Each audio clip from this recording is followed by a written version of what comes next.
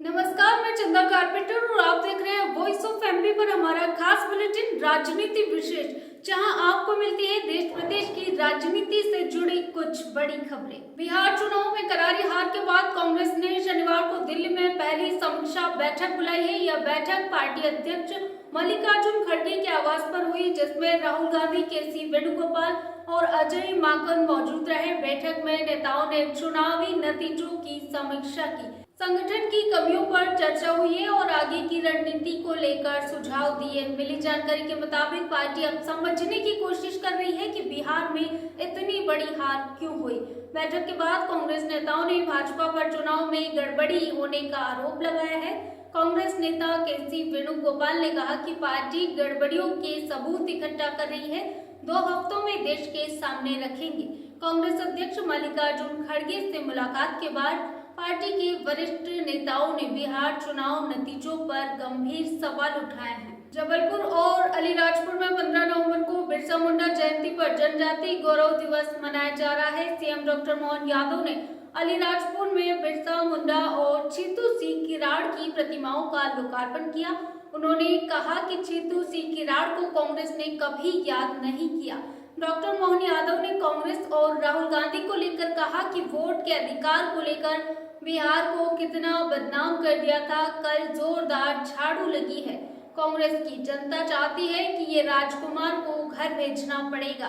पप्पू की चप्पू टप्पू सब बंद होने वाली है। वहीं इस दौरान महिला क्रिकेटर क्रांति गौड़ का भी सम्मान हुआ है। बिहार विधानसभा चुनाव के बाद एमपी बीजेपी संगठन विस्तार में जुट गई है। बीजेपी प्रदेश अध्यक्ष हेमंत खंडेलवाल ने 3 नए संभाग बनाते हुए 13 संभागीय प्रभारी घोषित किए।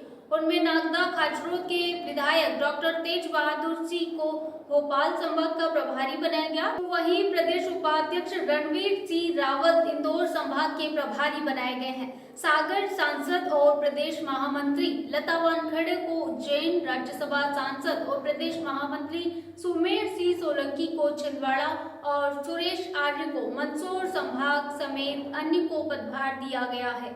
छिंदवाड़ा को जबलपुर संभाग से अलग कर बीजेपी ने संगठनात्मक संभाग बनाया। उज्जैन से मंदसौर को अलग किया गया है और इंदौर से निमाड़ को अलग कर नया संभाग बनाया है।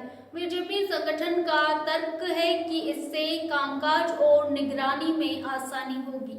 मध्य प्रदेश में बीजेपी संगठन की मजबूती के लिए बनाए गए नए संभाग पर कांग्रेस ने निशाना साधा है। कांग्रेस ने कहा कि एमपी बीजेपी के सब खंड बड़े चतुर नाराज झुंझुना पकड़ाकर मन बहला रही है।